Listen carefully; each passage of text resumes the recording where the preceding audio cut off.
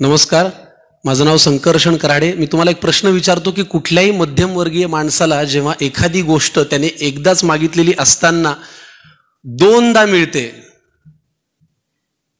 तेव्हा त्याला आनंदही होतो आणि दडपणही येतं, अशी कुठली गोष्ट? याचं उत्तर पटकन द्या।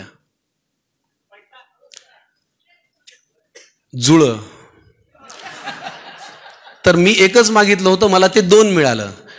दोन जुळे नाही, एक जुळं मिळालं। हे मी का सांगितलं? कारण मला ज्यांच्या नावाने पुरस्कार मिळालाय, आचार्य प्रल्हाद केशव अत्रे, त्यांना विचारलं होतं की तुम्ही कुठल्याही भाषणाची सुरुवात तुमच्याकडे लोकांनी बघावं अशी कशी करता? तर ते म्हणाले मी हा विनोद सांगतो आणि मग पुरस्काराच्या भाषणाला सुरुवात करतो। म्हणून मी हा विनोद सांगितला आणि माझ्या भाषणाला सुरुवात केली। लक्ष तुम्ही किती दिलं हे तुमचं तुम्हाला माहिती।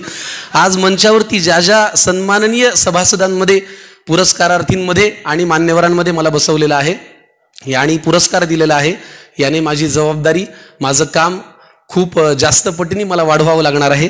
मी आहे खरं तर अभिनेता आणि मला पुरस्कार मिळाला एका लेखकाच्या नावाने, म्हणून अजून एक अभिनेत्याचा भाऊसाहेब भोईर पुरस्कार माझा बाकी आहे, जो पुढच्या काही वर्षांमध्ये मला नक्की मिळेल असं मला वाटतं। मी या नाट्य परिषदेच्या शाखेला फार मनापासून शुभेच्छा देतो। 29व्या वर्षामध्ये पदार्पण केलंय। या शाखेने अनेक चांगले चांगले संमेलनं केलेली आहेत। इथून पुढेही अनेक कार्यक्रम होतील आणि त्या कार्यक्रमांना आम्ही आवर्जून येऊ।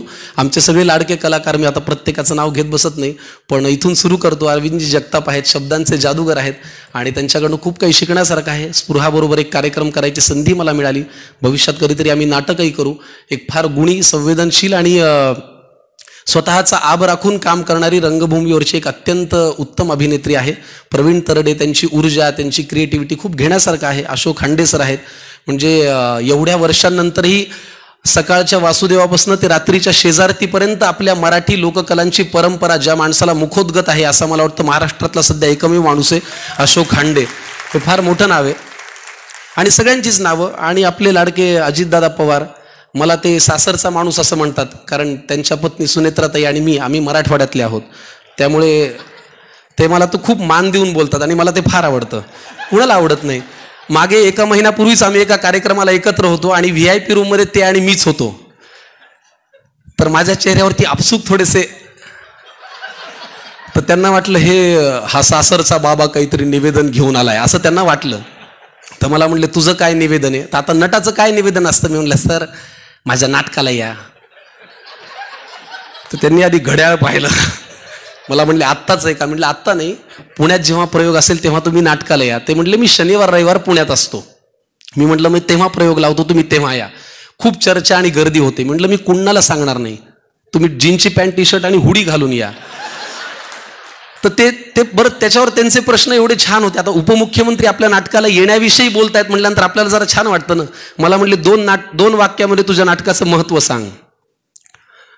मी म्हटलं आता 2 वाक्यात काय सांगणार यांना? मी म्हटलं सर, एक तर माझं नाटक मी लिहिलेलं आहे, दुसरं ते एका आशा पुंडलिक नावाच्या कीर्तनकाराचं नाटक आहे, जो आई आणि बायकोच्या कचाट्यात सापडलेला आहे।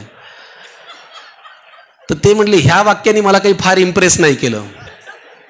म्हटलं आता आपल्याकडे राहिलं एकच वाक्य, उपमुख्यमंत्री आपल्या नाटकाला येणार म्हणजे काहीतरी महत्त्वाचं बोलायला पाहिजे ना। मी म्हटलं सर माझं नाटक अशी गोष्ट दाखवतं ज्या संसारामध्ये 3ही पात्र फार महत्त्वाची असतात। ते म्हणाले आता मी नाटकाला येतो आणि त्यांनी मला वचन दिलं की ते माझ्या नाटकाला येतील। कधी येणार आहे ती तारीख आमची अजून ठरलेली नाही, पण अजितदादा शब्दांचे पक्के आहेत, ते माझ्या नाटकाला नक्की येतील याची मला खात्री आहे।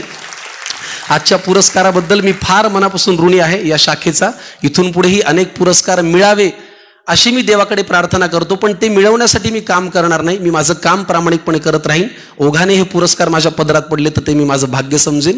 आणि तुम्हा सगळ्यांना फार मनापासून नमस्कार। रसिक प्रेक्षकांना तुमच्या प्रेमामुळे तुम्ही स्वीकारता आमच्या कलाकृती, त्यामुळे आम्हाला पुरस्कार मिळतो। मी मान्यवरांचे सगळ्यांचे मनापासून आभार मानतो। मागे जी पुरस्कारार्थी मंडळी बसलेली आहेत त्यांचं अभिनंदन करतो। भविष्यात कधीतरी आपणही एकत्र काम करू, अशीच ऊर्जा मिळत राहू अशी देवाला प्रार्थना करतो। आणि थोडा वेळ असेल तर रात्री 9:30 वाजता माझ्याच नाटकाचा इथे प्रयोग आहे, ज्यांना पाहून जायचे त्यांनी पाहून जावं अशी मी विनंती करतो आणि खूप मनापासून तुम्हाला सगळ्यांना शुभेच्छा देतो। धन्यवाद। जय हिंद।